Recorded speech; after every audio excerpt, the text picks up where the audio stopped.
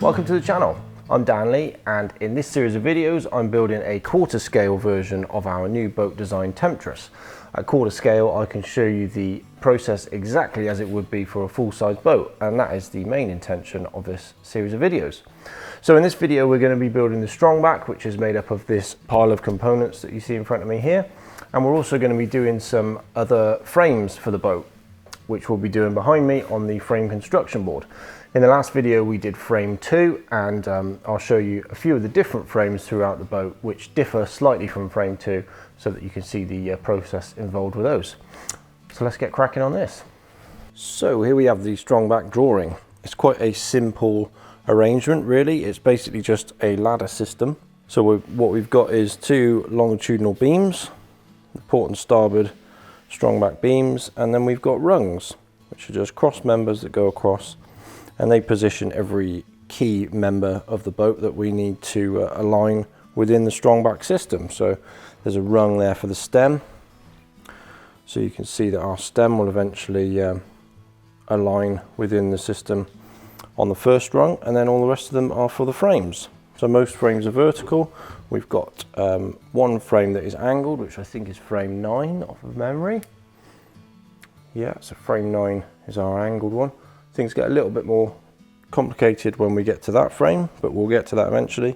So what we're going to do initially is just get this ladder system set up, and we start with the drawing that's up in the top left hand corner of the Strongback sheet, and that just gives us all the dimensions we need. So obviously I'm quarter scale, so I'm going to divide all of these by 4, and the first thing I'm going to do is start to mark up my two Strongback beams. Okay, so the Strongback is just made up of ripped strips of particle board. That can be MDF or chipboard, anything really that is nice and dimensionally stable. That's what we really want here. And you may think it's quite a flimsy setup, but by the time this is all completely set up, we'll have a really strong and dimensionally stable and accurate system from which to build our boat, which is the key factor for the Strongback. So these have just been ripped on the table saw. These would normally be 250mm deep on the full-size boat. These are obviously a quarter of that. So I'm going to start by putting two of the reference edges together. So I've actually edged these on the jointer so that the top edge is nice and straight. If you're using the top edge of a off-the-shelf board, then it should be pretty straight anyway.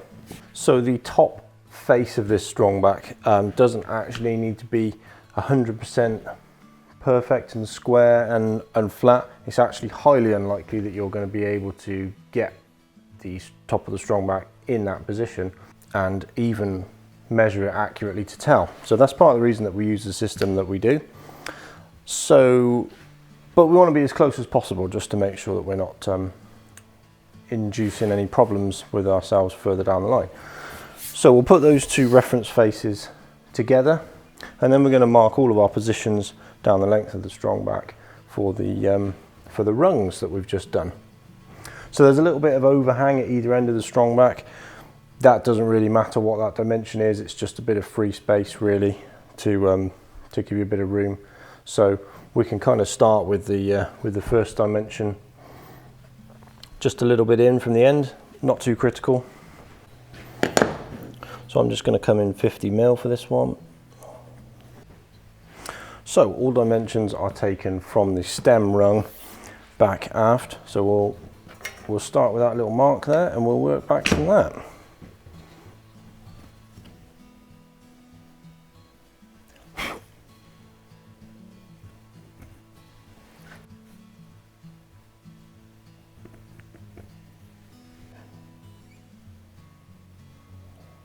So then I'm going to square all those lines off, so we've got a nice clearly marked sharp square line across each Strongback beam.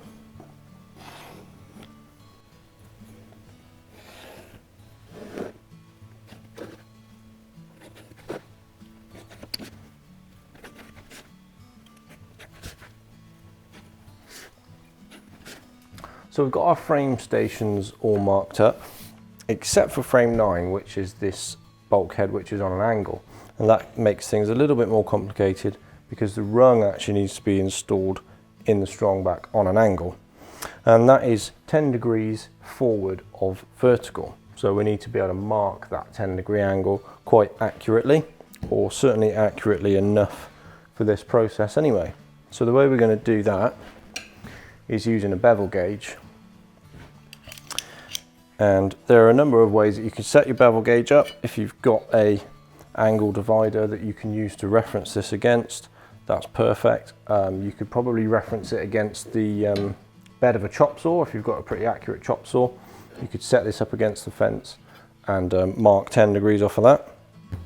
The way I'm going to show you is a sort of manual way of doing it if you haven't got access to either of those things, and a similar sort of way that we would set up the bevel gauge if we're cutting scarf joints and things like that. So we can just do this on a scrap piece of wood. I'm literally going to do it on the corner of the bench here. We want a nice referenced square vertical line, and then a 10-degree angle roughly equates to a 5.7 to 1 taper. I say roughly, it's 5.68 something, but for the purposes of this, that is going to be plenty accurate enough for marking our bevel. So what we want to do is 5.7 to 1. So whatever distance we mark along the bottom axis, we want to come up this axis by 5.7 times what that is. So say we want to go 25 mil across the bottom. We'll times that by 5.7, and that gives us 142.5. So we'll measure up 142.5.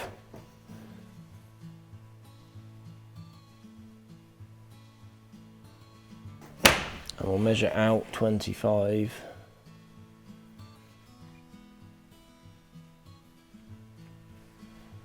And then we can use those 2 points to set the bevel gauge up.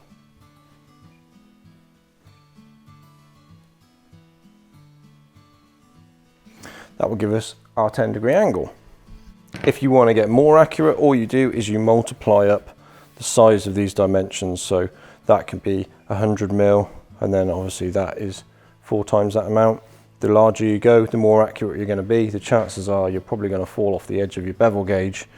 So that's one way to do that. There are a number of ways to do it, but you want your bevel gauge set as accurately as you are able to a 10-degree angle. There's a little bit of scope in that. It's not got to be 100% perfect, but obviously you want to be as close as you can.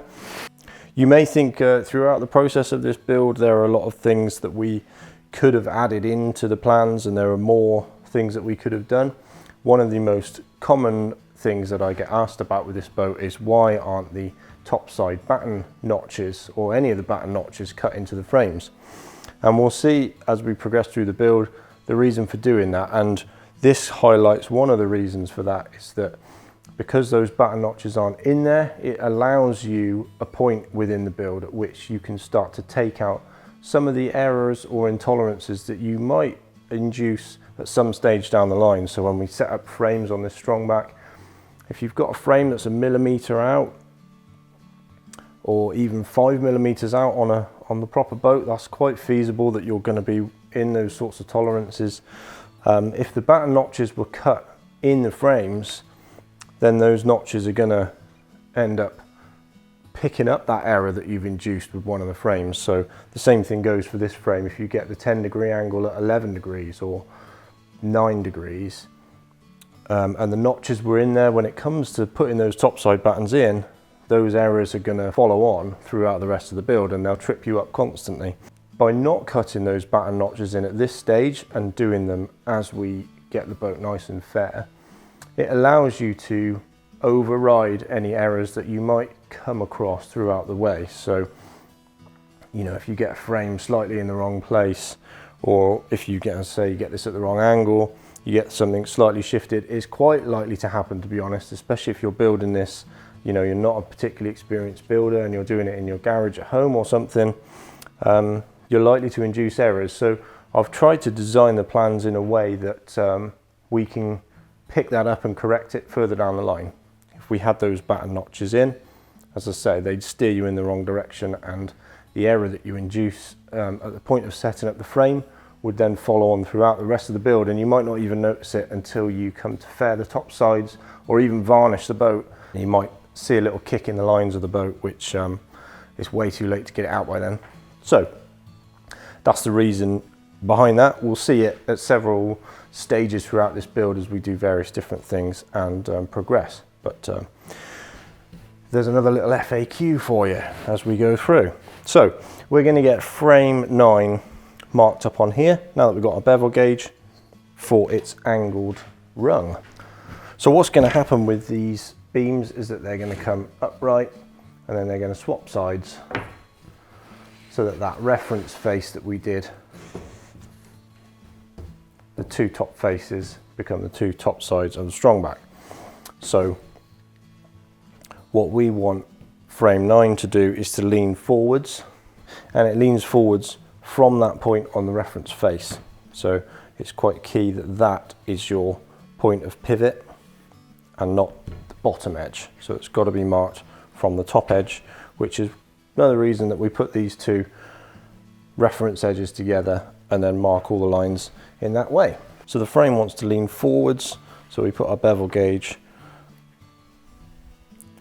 so that the rung is sloping back down towards the transom aft.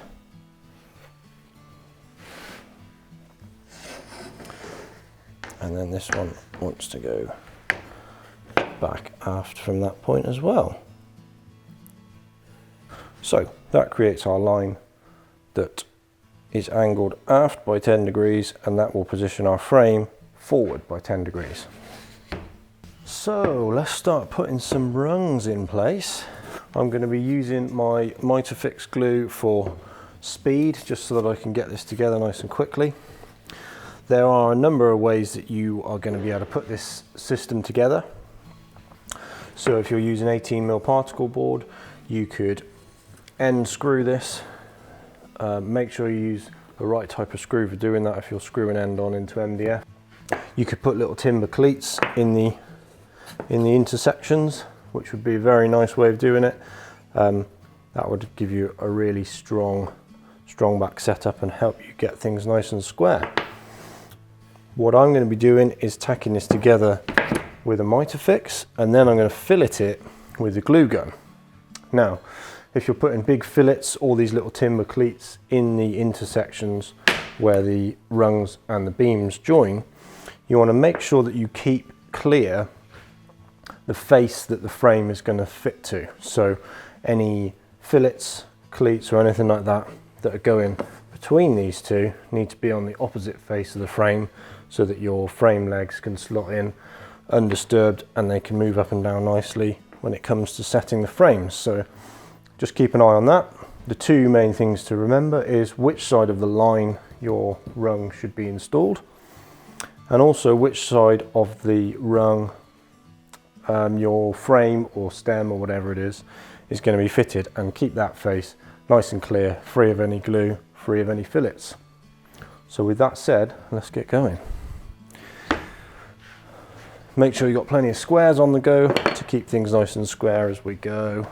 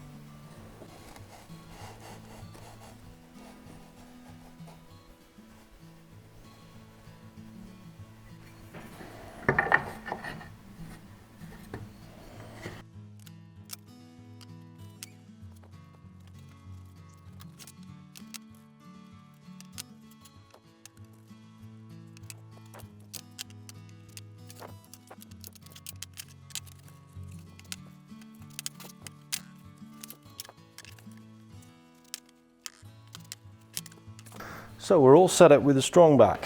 All of the rungs are positioned, and everything is still free moving at the moment. What I would probably highly recommend that you do for the full-size Strongback is to dry fit all of this. So all of these rungs, screw them into the beams, whether that's with your little cleats in the corner or whether you're end screwing into the board. Dry fit all of this at this stage. That will give you the opportunity to go over everything and just double check, because now is the time to double check that everything's right on this. It's really critical, otherwise it's going to start to throw out the whole rest of your build. So check that your rungs are perfectly square. Every single rung, both sides, wants to be really nice and square. Take measurements from corner to corner at various different places. So you want to be sort of measuring from that corner, inner corner of there, to the inner corner of this rung, and then go in the opposite way as well. And just making sure that everything is spot on. Make sure that your ladder isn't skewed in this kind of motion, and that everything's perfect. Double check all of your dimensions from the aft face of that rung all the way back as well, so that they see that they match the drawings. You can drop a measure onto there and just reference that against our dimensions on the drawing. Check that everything's good. And it looks like it is. Once that is done and you're 100% happy, we're then in a position where we can start to fix this down. So this should be glued to your workshop floor. Really nice, decent sized epoxy fillets, gluing down into the corners of each rung and down the main section beams as well. We really don't want this moving anywhere, and it's got to take quite a lot of weight as we build all the elements of the boat onto it. There's going to be a lot of force coming down onto this. Also, as we're springing timbers in and things like that, when we do the topside battens and the chines and all sorts of things, there's going to be a lot of force on this, and what you don't want is this moving slightly. You might not even notice it move whilst you're doing something on the boat, and then that's going to cause something to droop out of place and it's going to trip you up. So this wants to be really solid and fixed well in place. So we'll get everything perfectly square. We'll start fixing it down to, in my case, the bench, but in your case, the floor. So as I mentioned, you just want to make sure that you're keeping away from any of the faces of these rungs that are going to have frames going into them, and apply your fillets away from those so that they're not going to get in your way when you're putting legs up and down. So I'm going to go on the forward face of this initial rung, and that's the sort of ratio of fillet size that you're probably going to want to be doing here, but with big epoxy. We're talking like 2-inch radius fillets on this, so it's pretty chunky stuff. We really don't want it moving. I'm going to let that one set up, then I'm just going to double check the squareness of everything and make sure that it's straight on my bench, and when I'm happy with that, we'll run through the whole lot and glue it all in place. So obviously I'm in a position here where I can measure off to the edge of my bench timber and I can check that everything's square. You want these two main runs to be nice and straight as well, of course. So a string line down the top of those would be a perfect thing to do here. Little vertical timber at each end, run a string down it, just make sure that it's perfectly straight. There's all kinds of checks that you can do with this to make sure that things are perfect. And as I say, the top plane of this Strongback isn't really what we need to worry too much about at the moment. It wants to be as close as you can get it, obviously. You know, run a level across here and make sure that you're not miles out. But the primary objective here right now is to make sure that our two beams are straight and that they're correct in this plane, and that all of our rungs are perpendicular to those. That is our primary objective at the moment. So there is our Strongback setup. Everything is glued and filleted. As I mentioned, I am using the glue gun for this. You're going to be using epoxy fillets, but that shows you roughly the kind of proportions of what we want. So we want to be up the full face of the rung, whether that's with a little timber or whether that's an epoxy fillet, and then we're glued to the floor with these big sized fillets, making sure that we stay away from the face that the frame is going to be installed on. So this frame is going to be installed on this face, so we want all of these corners nice and clear, and then that face is where our fillets lie. We are nice and straight down that edge, nice and square on each of the rungs, and we've double checked our measurements against the drawing. So what starts out as quite a floppy, thin particle board sheet is an incredibly strong and rigid Strongback system, purely because of the height of these parts. By the time this is all bonded together, it's really strong, dimensionally stable, and that is its main function. So I'm just going to mark this up so that I know what is at each station. So we've got the stem at rung number 1, so we're going to have an S for that. I'll do it on the side actually. S. 1, 2, 3, 4, 6. So we've done frame 3 already. We did that in the last video. Let's grab that and I'll chuck it in the Strongback and give you a quick glimpse at what it does. So frame 3 goes into section 3. The Strongback legs should be the same width as the inner faces of your Strongback beam. That's all dimensioned on the setup, and then this slots down in line with that face. And then what we do when it comes to setup is, you can't see it from that side, but our waterline 1 mark, which is about here on the leg, will be set with a laser level, which will set up across the top of this Strongback system, and with that we can position and square up our frame 3. So that is roughly how the system works. I think we need some more frames now, don't we, so we can get it all coming together. So let's get back on the construction board and let's build a few more frames.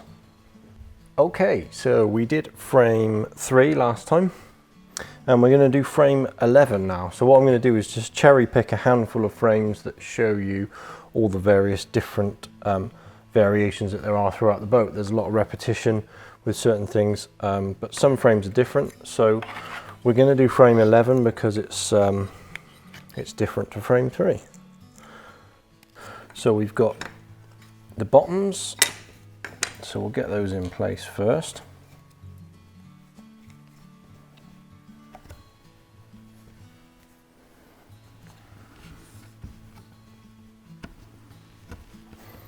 And then we've got sides as well, so we've got port side,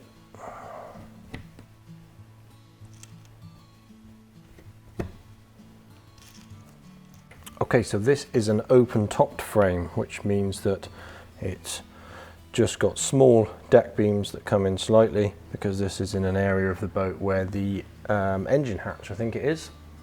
So what we've got here are these little deck beams, and they've just got a single dowel hole in them, so that it just goes into there, and then that swings in to meet in with the joint there. And then we've got much the same as what you've seen before, so we've got a keel filler that joins in there to join our 2 bottom frames together, and then we've got chine fillers that go into that corner intersection in the chine. And you'll notice that that varies quite a bit from the chine filler that was on frame 3. We're at a much shallower angle now than we are with frames up forward. Then we've got gussets as well. So we've got chine gussets, and again the engravings should be on the inside, so that tells us what siding they go on the frames. So we have a chine gusset on either side of this frame. So those 2 will go on the other side, and then we've got a keel gusset as well, which goes over our filler. Then we've got shear gussets, which go up in our top section here. So we will pop our shortened dowels into place, and then we'll get this glued up. Now, I had a bit of a glue disaster in the last one, as you remember, where I stuck parts to my construction board. So this time I'm just going to chuck a bit of masking tape underneath the joint, the area in which I'm working. There are a number of ways that you guys could do this. There's a lot of good suggestions in the comments from the last video, like perhaps waxing the board to stop things from sticking to it, putting polythene over the board, or just some masking tape like this. I think it's going to work pretty easily actually as we go. So we'll try that in this instance, see what we end up with.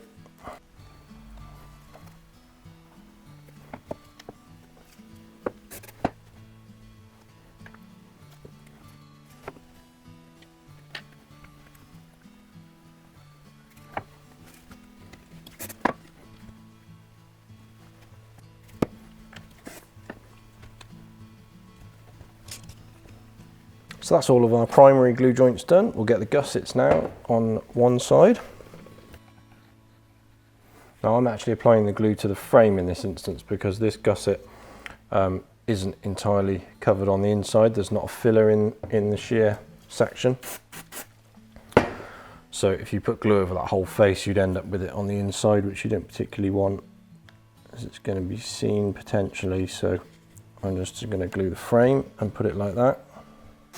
Okay, frame side one done. So we'll pop that off the board and hopefully the masking tape will help us to get it up.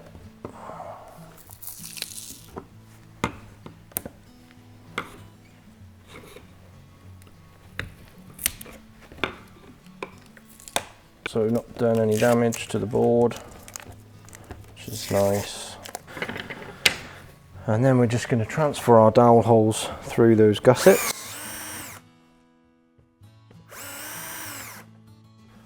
And then we can put the second side gussets on. So this doesn't actually need to be on the construction board to do this. We're just going to glue these in place, line them up with the inner face of the fillers again. So if you're trying to free up your construction board for other frames whilst you're waiting for epoxy to set, you can do this on the second side without the need for using the board for that purpose. Okay, then we'll transfer our holes back through again to the second side gussets.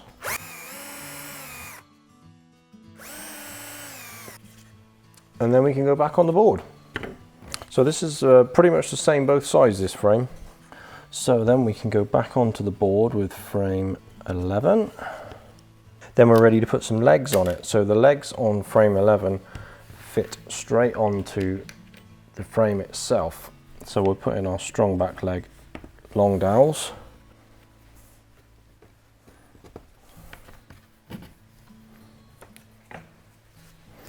And then you can see that that is where our legs are going to be. So I'm just going to cut a piece of this to size. So ready to go on with the Strongback legs, and you can see here where this frame is a little bit different to the rest because it's an open topped frame. It means that we've only got a single point of support for the Strongback leg, and we don't really want that because this frame will have the potential to twist. So what we need to do in this instance is create a cross member that is offset slightly.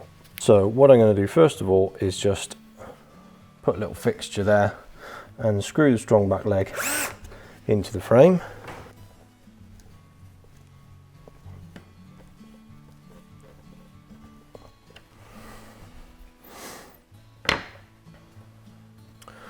Okay, and then we need a cross member, so that is going to be, I'm just going to use another piece of the Strongback leg timber for that. So I'll put a piece across here, and now you can see that what we've got is a gap here, and this is going to be slightly different throughout various different frames. So all we need to do is have an offset underneath that cross member that is the same as the thickness of the face of this, which is just another piece of this timber. So we're going to cut off two little packers which will go underneath there, and then we can fix our cross member in.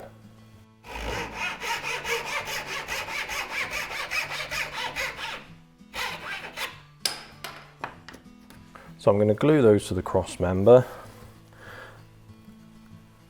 These can be glued, screwed, however you like really, it doesn't really matter. They only need to be rough scrap off cuts really, they're not that critical. Their thickness is the main thing that you need to get right to make sure that these legs are in the correct vertical plane. And these little packers are shown in the drawings and they're also shown in the 3D model as well. So if you're a little bit unsure of what you need to do, just take a look in that 3D model and you can spin things around and get a really good sense of reference for what goes where. Just because I'm working with really thin timbers, I'm going to glue this as well. Just going to mark that and glue the cross member on, but you're working with bigger timbers, you'll probably want to screw this, I would think. Make sure that these are still pressed out against your Strongback leg dowels. The height of this cross member isn't too critical really. Its primary purpose is just to stop the top end, or as it's in the Strongback, the bottom end from twisting, and make sure that it stays in the correct flat plane. So this can be anywhere really. I've just butted it down up against these gussets because it gave me quite a good opportunity just to square it up, so that worked quite well. Okay, so there we go, that is our frame all set up. The only thing we've got left to do is to transpose the marks from the frame construction board onto the frame. So we've got our center line to do.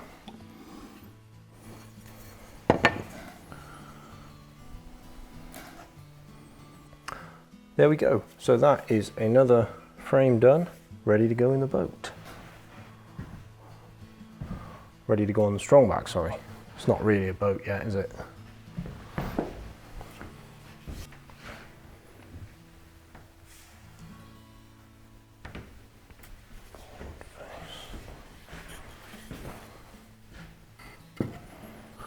So that's 2 down, frame 11 in its position. So you can see that that one is on the forward face of the rung. Have I got that right? Frame behind it.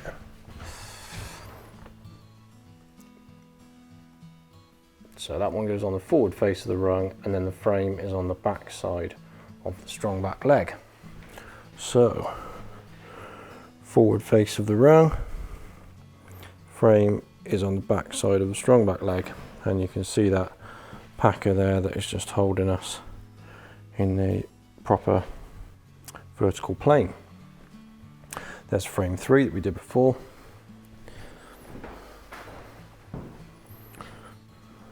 So it's the start of something. It doesn't really look like a boat yet, but we'll get there.